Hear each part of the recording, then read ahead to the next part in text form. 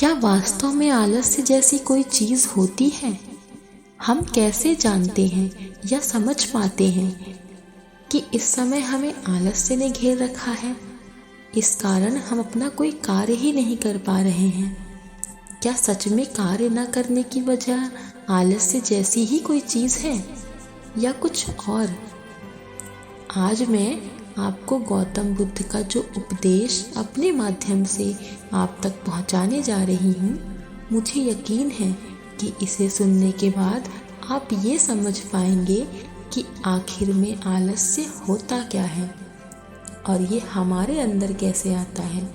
साथ ही साथ आप इसके समाधान के बारे में भी जान पाएंगे कि अपने अंदर से आलस्य को जड़ से कैसे खत्म किया जाए। परंतु इससे पहले कि आप इस कहानी में खो जाएं, मेरे चैनल को सब्सक्राइब ज़रूर कर लें। तो आइए शुरू करते हैं। एक बार बुद्ध के पास एक व्यक्ति आता है। वह व्यक्ति अत्यधिक परेशान था। उसे देखकर बुद्ध ने उससे पूछा, क्या हुआ वत्स? ऐसा मालूम होता है कि तुम बहुत अधिक परेशान हो। उस आदमी ने जवाब देते हुए कहा, हाँ बुद्ध, मैं अपने आलस्य से बहुत अधिक परेशान हूँ। इसके चलते मैं जो भी कार्य करना चाहता हूँ कर ही नहीं पाता। इस आलस्य ने मुझे बहुत परेशान कर रखा है। इसकी वजह से मैं अपने जीवन में उन्नति नहीं कर पा रहा हूँ। हे बुद्ध, कृपया मुझे इस आलस्य से मुक्ति दिलाने का कोई मार्ग दिखाएं। यह सुन बुद्ध मुस्कुराए और उस व्यक्ति से कहा, तुम्हें कैसे पता कि तुम्हारे अंदर आलस्य है? इस पर व्यक्ति ने कहा कि बुद्ध, केवल मैं ही नहीं, मेरा पूरा परिवार भी यही कहता है। बुद्ध ने कहा, क्या तुम मुझे अपने आलस्य का कोई प्रमाण दे सकते हो? उस आलसी व्यक्ति ने कहा, जी हाँ, मैं आपको अपने आलसी होने का प्रमाण दे सकता हूँ। तो बुद्ध ने कहा, ठीक है, तो दो मुझे प्रमाण। उस व्यक्ति ने कहा कि मैं यह जानता हूँ कि सुबह उठना मेरे स्वास्थ्य और मन दोनों के लिए अत्यधिक लाभकारी है, परंतु मेरा ये आलस्य मुझे उठने ही नहीं देता। इस पर बुद्ध ने कहा, अच्छा, परंतु क्या तुम्हें ये पता है कि आलस्य होता क्या है? उस व्यक्ति ने कहा, बुद्ध, मुझे ये तो नहीं मालूम कि आलस्य होता क्या है, परंतु जो भी है बहुत ही बुरा है। बुद्ध ने कहा, वत्स, आलस्य एक मानसिक अवस्था है, एक भाव है, एक विचार है, जिसे जाने अनजाने में हम इंसान खुद ही अपने अंदर पैदा करते हैं। उस व्यक्ति ने पूछा कि वो कैसे बुद्ध? बुद्ध ने कहा, पहले तो तुम ये समझो कि हमारे अंदर आलस्य दो कारणों से पैदा होता है। पहला कारण है शारीरिक और दूसरा कारण है मानसिक। शारीरिक आलस्य का पहला कारण है भोजन। जब हम कोई ऐसा भोजन करते हैं जिसमें खुद कोई जीवन नहीं है, तो यह भोजन हमारे शरीर के लिए भी बोझ बन जाता है और फिर यह हमारे अंदर आलस्य पैदा करता है, क्योंकि हमारा शरीर भोजन से मिलने वाली ऊर्जा से ही चलता है और फिर हम जैसा भोजन अपने शरीर को देते हैं वैसी ही ऊर्जा हमारे शरीर को प्राप्त होती है। इसलिए यदि तुम आलस्य से बचना चाहते हो तो आसानी से पचने वाले और सीधे प्रकृति से प्राप्त होने वाले भोज्य पदार्थों को अपने भोजन में शामिल करो। शरीर के स्तर पर आलस्य का दूसरा कारण है गलत तरीके से चलना, बैठना व लेटना। गौतम बुद्ध ने आश्रम के भिक्षुओं की ओर इशारा करते हुए कहा, यदि तुम ध्यान से देखो तो तुम्हें आश्रम के इन भिक्षुओं के चलने, बैठने, लेटने में एक विशेष प्रकार का संतुलन नजर आएगा।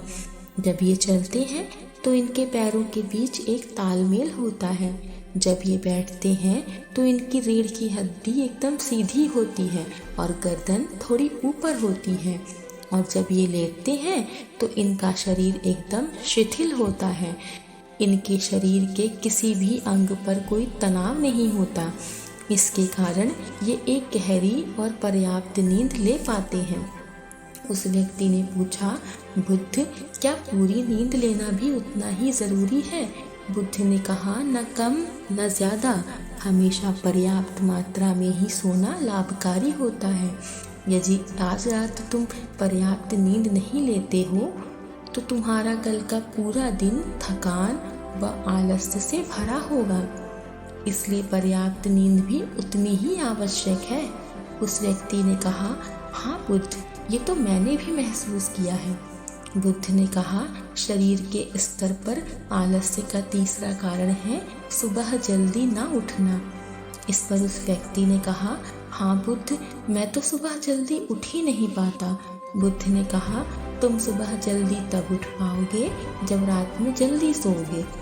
बुद्ध ने आश्रम के भिक्षुओं की ओर इशारा करते हुए कहा, इन भिक्षुओं को देखो, इन्होंने रात्रि में अपने सोने का एक निश्चित समय निर्धारित कर रखा है और यही कारण है कि ये सुबह जल्दी उठने में सक्षम हो पाते हैं। हर एक बौद्ध भिक्षु को आश्रम के नियमों व अनुशासन का पालन करना पड़ता है और यही अनुशासन इनके जीवन में संतुलन लेकर आता है। कुछ लोग अनुशासन को एक बंधन समझते हैं। उन्हें लगता है कि अनुशासन उन्हें बांधता है, लेकिन सच्चाई ये है कि अनुशासन हमें बांधता नहीं है बल्कि स्वतंत्र करता है। तो इसलिए यदि तुम खुद को शारीरिक स्तर पर आलस्य से मुक्त रखना चाहते हो तो खुद को अनुशासन में ढालो। एक निश्चित दिनचर्या का पालन करो। इस पर उस आदमी ने कहा, परंतु बुद्ध, शुरुआत कहाँ से करें? सही तरह का भोजन करने, सही तरह से बैठने, चलने, लेटने या फिर सुबह जल्दी उठने से? बुद्ध ने कहा, शुरुआत अभी से करो। जो भी तुम इस समय कर रहे हो उसे पूरे मन से करो। पहले तुम मानसिक स्तर पर आलस्य को समझो। बुद्ध ने कहा, मन के स्तर पर आलस्य का पहला कारण है हमारी पुरानी गलत धारणाएं। जब हमारे अंदर आलस्य पैदा होता है, यदि हमारे मन ने यह विश्वास कर लिया कि पिछली बार की तरह इस बार भी मैं इस कार्य को करने में असफल ही होऊंगा, तब हमारे मन में उस कार्य के प्रति आलस्य पैदा हो जाता है। जबकि हम अपने आप को यह नहीं समझा पाते कि पिछली बार और इस बार में बहुत अंतर है। अब हम मानसिक स्तर पर वो नहीं हैं जो पहले थे। हमने पिछली हार से बहुत कुछ सीखा भी है। इसलिए मानसिक आलस्य से बचने के लिए सबसे पहले खुद पर विश्वास करना सीखो। मानसिक आलस्य का दूसरा कारण है छोटी सोच वाले और आलसी व्यक्तियों का साथ करना। कई बार ऐसा होता है कि हम खुद आलसी नहीं होते, लेकिन कुछ आलसी और कामचोर लोगों के साथ रहते रहते हम खुद भी आलसी और कामचोर हो जाते हैं। यह सुन उस व्यक्ति ने कहा, हाँ बुद्ध, ये तो मैंने भी महसूस किया है। इस पर बुद्ध ने कहा, तो सबसे पहले आलसी और कामचोर लोगों की संगति में रहना छोड़ो। बुद्ध ने कहा, मानसिक स्तर पर आलस्य का तीसरा कारण है किसी काम को टालने की आदत। काम को टालना आलस्य और मानसिक तनाव का सबसे बड़ा कारण है, लेकिन धीरे धीरे ये आदत हमारे अंदर घर कर जाती है और ये अकेली आदत ही किसी का जीवन बर्बाद करने के लिए काफ़ी है। इसलिए जो काम आज किया जा सकता है उसे कल पर कभी ना टालें। बुद्ध ने कहा, मानसिक आलस्य का चौथा कारण है लक्ष्य का स्पष्ट न होना। मान लो तुम किसी बड़े से रेगिस्तान में फंस गए हो और तुम्हें जोरों की प्यास लगी है, तो तुम क्या करोगे? उस आदमी ने कहा, मैं पानी की तलाश करूँगा। मैं कोशिश करूँगा कि जल्द से जल्द रेगिस्तान के पास वाले गांव में पहुँच जाऊँ। इस पर बुद्ध ने कहा, मान लो बहुत कोशिश करने के बाद भी तुम्हें पानी ना मिले, तब तुम क्या करोगे? उस आदमी ने कहा कि मैं तब भी प्रयास करता रहूँगा, क्योंकि मेरे पास और दूसरा कोई विकल्प ही नहीं होगा। गौतम बुद्ध ने कहा, इंसान को आलस्य तभी घेरता है जब उसके पास कोई स्पष्ट लक्ष्य न हो या उसके समक्ष बहुत से अधिक विकल्प उपलब्ध हों। इसलिए लक्ष्य का निश्चित होना परम आवश्यक है। यदि तुम सुबह उठकर व्यायाम नहीं कर पा रहे हो तो उसका कारण तुम्हारी नज़र का स्पष्ट न होना है। अभी तुम भविष्य में होने वाले रोगों और उन रोगों से होने वाली पीड़ा को महसूस नहीं कर पा रहे हो। बुद्ध ने आगे कहा, मन के स्तर पर आलस्य का 5वां कारण है किसी काम को करने की कोई बड़ी वजह न होना। मान लो तुम बहुत से कीमती गहने लेकर एक सुनसान रास्ते से जा रहे हो। तुम चलते चलते बहुत थक चुके हो और तुम्हारा बैठने का मन कर रहा है और तुम आराम करने के उद्देश्य से एक पेड़ के नीचे बैठ जाते हो। तुम अभी बैठे ही थे कि तुमने देखा दूर से कुछ डाकू तुम्हारी तरफ भागे चले आ रहे हैं।